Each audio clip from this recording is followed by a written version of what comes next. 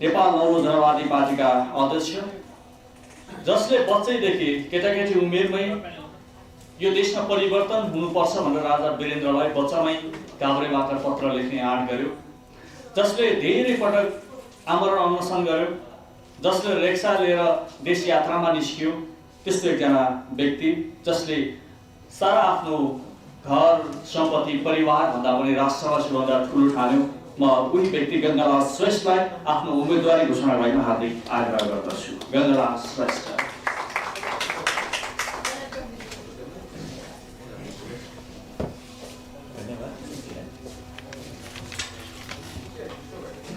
स्वदेश तथा विदेशका जुनसुकै कुनामा रही सुख दुःखले जीवन बिताइरहनुभएका आम नेपाली दाजुभाइ तथा दिदीबहिनीहरूमा नेपाल नौलो जनवादीको पार्टीको तर्फबाट, राजनीतिक शक्ति नेपालको तर्फबाट, साथै म गङ्गालाल श्रेष्ठको व्यक्तिगत तर्फबाट सबैलाई नमस्कार। आदर्श नारी सीताको जन्म भएको, शान्तिका अग्रदूत गौतम बुद्धको जन्म भएको, विश्वको सबैभन्दा अग्लो सगरमाथा भएको, हिमाल पहाड तराईले सजिएको, हरियाली वन जङ्गलले आधा भाग ओगटेको, विश्वकै जलस्रोतमा दोस्रो धनी भएको, विभिन्न मठ मन्दिरहरूले सुसज्जित बनाएको, अझ भनौँ भने संसारकै सबैभन्दा राम्रो भई आँखाको नानीको रूपमा रहेको हाम्रो देश नेपाल अन्य देशको तुलनामा विकासको क्रममा कति पछाडि परेको छ, त्यो तपाईँ हामी सबैलाई थाहा भइरहेकै कुरा हो। के कारणले पछाडि परेको भन्ने कुरा पनि करिब 30% नेपालीहरूलाई थाहा भएकै कुरा हो। देश यो स्थितिमा नपुगोस् भनेर मैले 9 वर्षको उमेर हुँदा बाल्यकाल 2039 सालदेखि नै के कुराहरू बोले र अहिलेसम्म के गरे भन्ने कुराहरू भोलि खोजी हुँदै जाला। अहिले देश सङ्कटको भुमरीमा छ।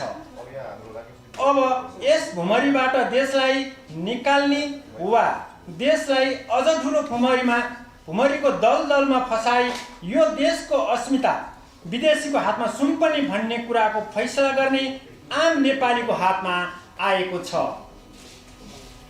यी दुई कुराहरूमध्ये एक कुरालाई लिएर तपाईहरू माझ आएको छु। अदृश्य रूपमा हाम्रो देशले भोग्न परेको विदेशी दासत्वबाट देशलाई मुक्त गराउनको निम्ति, देशमाथि लागेको सतीको श्रापको दाग मेटाउनको निम्ति, देश र जनताको निम्ति शहीद हुनुभएका वीर योद्धा शहीदहरूको आत्मालाई चिर शान्ति दिलाउनको निम्ति, देशमा दिगो शान्ति स्थापितको लागि सच्चा न्यायालयको स्थापना गर्नको निम्ति, अधोगतितिर गइरहेको हाम्रो देशलाई अबको 5 वर्षभित्रमा उन्नति र प्रगतितिर लान, आम नेपालीहरूको उज्जवल भविष्यको लागि समृद्ध देश नेपाल बनाउनको निम्ति स्वदेशी भूमि, स्वदेशी पुँजी अनि स्वदेशी युवा श्रम शक्तिद्वारा नै देशलाई सम्पन्नता र आफैमा आत्मनिर्भरता बनाउनको निम्ति आर्थिक क्रान्ति, कृषि क्रान्ति र औद्योगिक क्रान्तिका कार्यक्रमहरू तीव्र गतिमा ल्याउनको निम्ति राष्ट्रिय तथा अन्तर्राष्ट्रिय कूटनीतिक माध्यमद्वारा देशको गुमेको भूभाग फिर्ता ल्याई अनन्तसम्म सिङ्गो नेपालको रक्षा गर्न सक्ने सुरक्षा कवच बनाउनको निम्ति 5 वर्षपछि देशलाई शक्तिशाली राष्ट्र बनाउन प्रत्यक्ष जननिर्वाचित राष्ट्रपति र प्रत्यक्ष शासन प्रणाली व्यवस्था स्थापित गर्नको लागि ढोका खोल्ने वातावरण सिर्जना गर्नको निम्ति सिद्धान्त प्रतिपादक, पथ निर्माणकर्ता, नेपाल नौलो जनवादी पार्टीको संस्थापक अध्यक्ष एवं केन्द्रीय अध्यक्ष साथै स्वतन्त्र राजनीतिक शक्ति नेपालको सदस्य म गङ्गालाल श्रेष्ठ आज मिति 2069 साल भाद्र 18 गतेका दिन औपचारिक रूपमा मेरो जन्मस्थल काभ्रे पलाञ्चोक जिल्लाको क्षेत्र नम्बर 2 बाट प्रतिनिधि सभा सदस्यको लागि उम्मेदवारी दिने घोषणा गर्दछु। मन्नन पुत्रको रूपमा जन्मिए, काभ्रेली पुत्र भई हुर्किए। अब नेपाल आमा पुत्रको भूमिका निर्वाह गर्दै देशलाई निकास दिई समृद्ध देश नेपाल बनाई विश्व धरती पुत्र बन्ने लक्ष्य लिएको छु। सो कार्य पुरा गर्न आफैले बाल्यकालमै दर्शन कोरेँ, सिद्धान्त प्रतिपादन गरेँ। उक्त प्रतिपादक सिद्धान्तलाई व्यवहारिकतामा ल्याउन, गङ्गालाल पथलाई प्रमाणित गरेर देखाउन विभिन्न दुःख र कष्ट सङ्घर्ष गर्दै नेपाल नौलो जनवादी पार्टीको स्थापना गरेँ। एक्लैले मात्र केही गर्न नसक्ने भएकोले यो देश नेपाललाई माया गर्नुहुने, आम नेपालीहरूको उज्जवल भविष्य चाहनुहुने सबै मित्रहरू एकता भई शक्ति निर्माण गर्ने हेतुले स्वतन्त्र राजनीतिक शक्ति नेपालको निर्माण गरेका छौँ। अझै देश तथा विदेशमा छरिएर रहनुभएका नेपाल र नेपालीहरूलाई सच्चा हृदयले माया गर्नुहुने तमाम शक्तिहरूलाई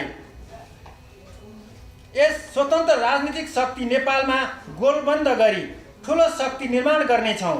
हाम्रो देशको अस्मितामाथि गिद्धे नजर लगाउनेहरूको नजरबन्द गराउनेछौँ। विश्व सामु नेपाललाई उदाहरणीय देश बनाउनेछौँ। स्वतन्त्र राजनीतिक शक्ति कुनै केटाकेटीको खेलको रूपमा स्थापित भएको नभएर यसभित्र विश्वलाई नै अधीनमा राख्न सक्ने दर्शन लुकेको छ। अब त्यो दर्शन विश्वलाई नै पढ्न दिनुपर्ने समय आएको छ, किनकि विश्वमा अहिले मानिसको मति भ्रष्ट हुँदै गएको छ।